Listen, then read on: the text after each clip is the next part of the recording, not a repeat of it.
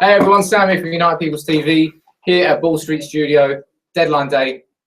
Pep Guardiola's joined Man City. I'm here with Liam. How you doing, Liam? All right, mate. All right. Here with Ara. Everyone knows Ara, and I'm sure we might be seeing more of Liam now. United fan. I hope so, yeah. I hope so, but the big news today, there's no transfers to talk about, but it's definitely the single biggest bit of news that's come out, and it's really going to affect us. It's going to affect the whole Premier League. Pep Guardiola to Man City next year. What do you think about it? I think the deal was done months and months ago. Believe it or not, my father is a City fan, Yeah. and he's quite clued in. Like, and he told me that about 3 or 4 months ago that Pellegrini was going to retire and that Guardiola was coming in. And I think they wanted to wait till after Christmas until they announced it. I find it quite strange, actually, that they announced both on the same day. I would have thought they would have give a little bit of time before saying, "Oh, we're actually bringing Guardiola in." After Pellegrini saying he's going to be leaving at the end of the year. Maybe for a little bit of speculation. Maybe I was listening to one of these boys earlier on talking about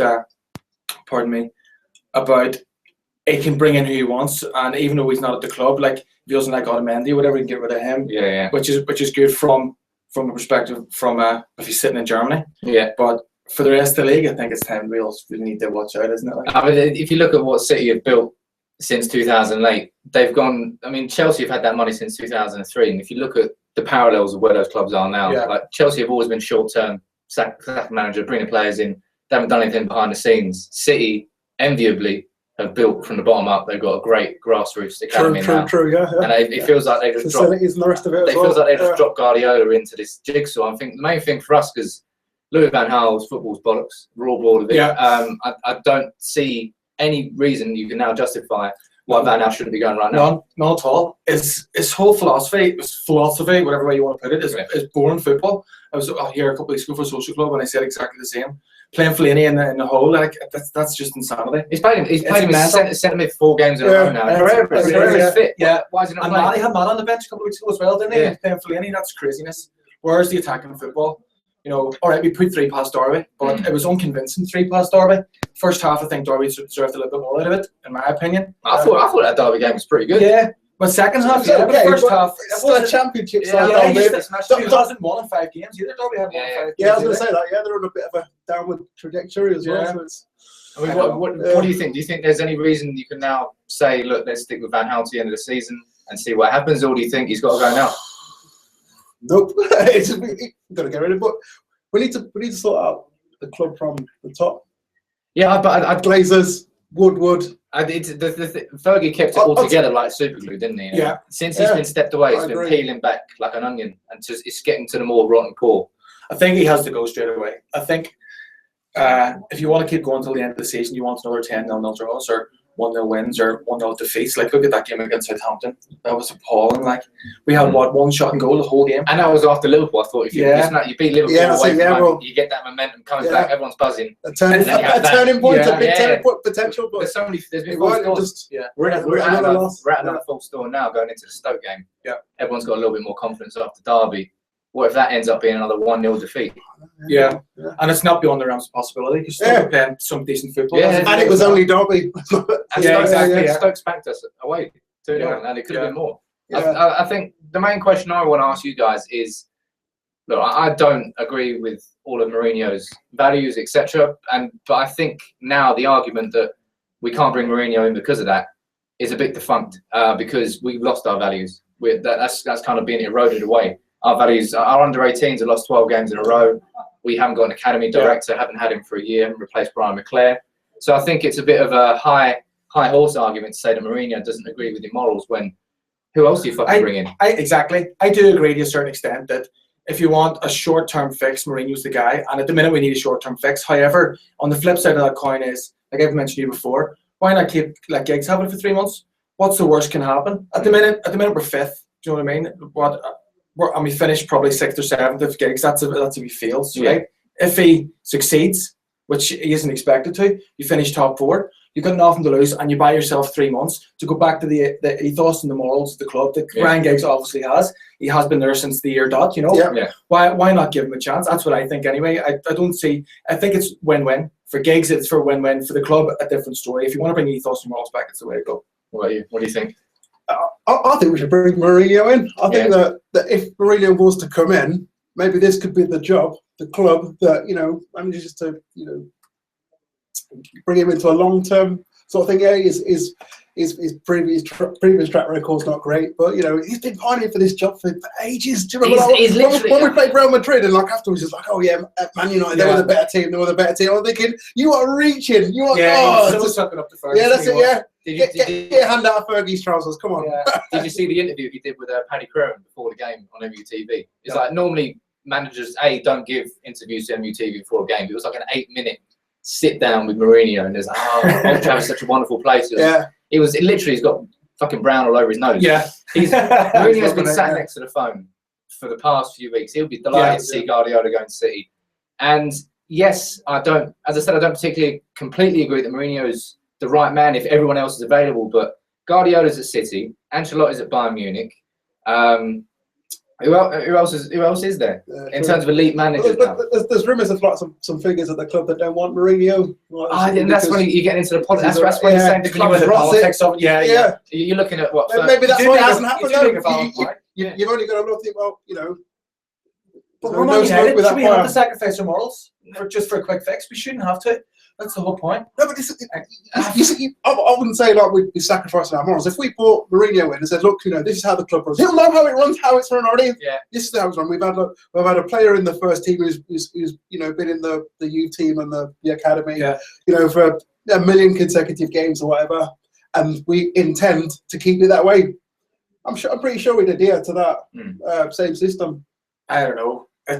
Look at all the clubs he's managed beforehand. It's all been short term, hasn't it?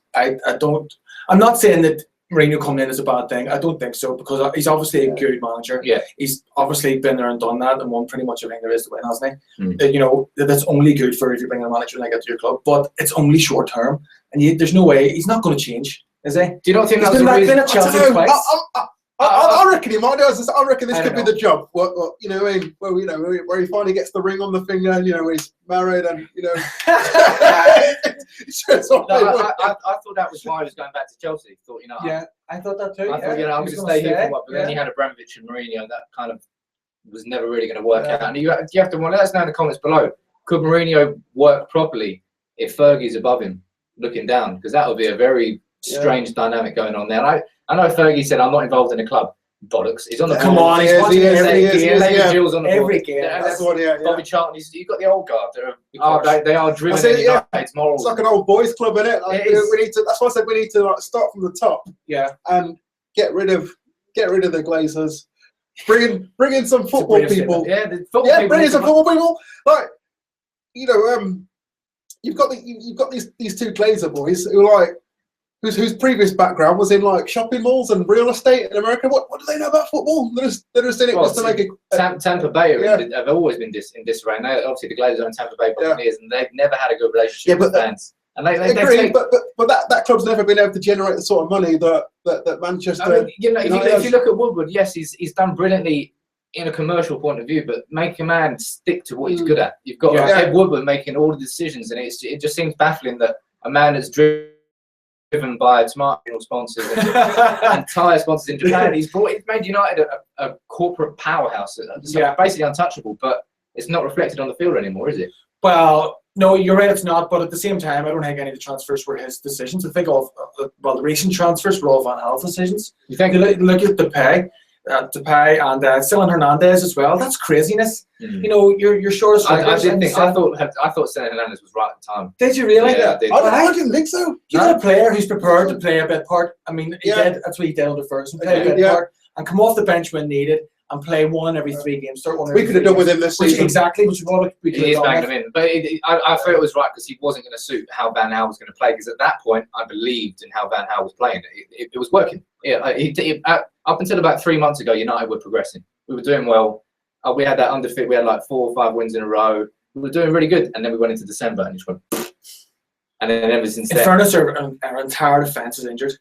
Yeah, I mean, entire defence. There are some. Partly Van Gaal's fault though, because he left a thin squad. I remember earlier on in the season, I was thinking, we're only 1 or 2 really bad injuries from being under the cosh. From what we are now. Yeah, exactly. Yeah. But We've had more than one or two bad injuries, haven't we? So, but it's United. You know your injury's going to happen. Yeah. If you go into the season going, you look at our centre backs going, it could happen. Yeah, and it did. but you should have the squad to do it. Well, strictly speaking, we do. We've got 8 defenders, 9 defenders. How many of them are injured? Quite. Well, Do you know what I mean? we've had really.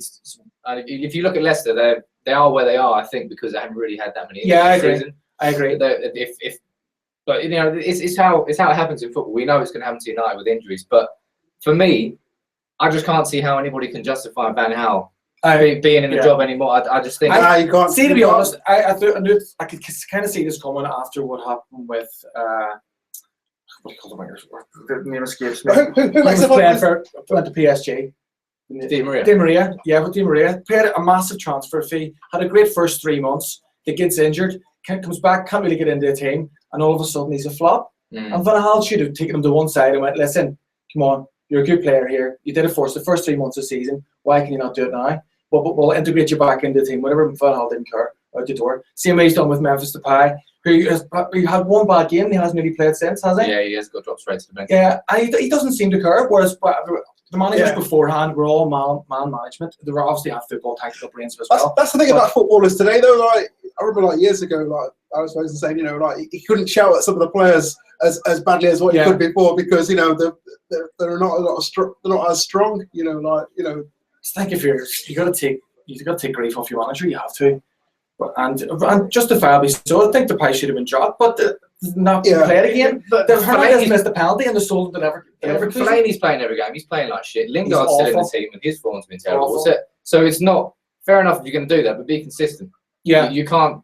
Mata's been in the team, and he's been playing pretty bad as well. This Rooney didn't get dropped for a long time. Yeah, he finally dropped him against Stoke, and all of a sudden, hello, Rooney's back because we all know Rooney can't really play if he knows he's going to be in that starting 11 the next week. I think all of that kind of all links into what you're saying about this whole ethos and everything. You know, it's not right for the club. He has to, in my opinion, he has to go. We should have gone 6 months ago. Yeah, I think that the football he's playing isn't Man United. It hasn't been, and we need to get someone in. If it is Mourinho, so be it. I wouldn't say no, but I prefer someone who's going to have a bit more longevity. I mean, I think we can literally chat about this all day. Yeah, let's leave it up to you guys there. But basically, I don't want Van Gaal at the club anymore. You don't want Van Gaal at the club anymore. No. You don't want Van Gaal at the club anymore. But where do we move on from here? It's kind of the key question. It's not a case of getting rid of a manager. It's what follows. And I think what United need to do in this next step is think long term. Yeah. Does that mean that Mourinho can't come in? Does that mean we've got to go to Giggs straight away? Let us know in the comments below what you think about this. But this really is a crucial point for United because we've all been laughing and saying we're not going to turn into Liverpool. It's not going to happen. We're honestly staring down the barrel of it because of what City are doing next to us. Their rise is being matched by our fall, and if we're not careful, we are going to slip. I'm glad I got that one in there. We're going to finish on that bombshell. But let us know in the comments below and get involved. Take it easy, guys.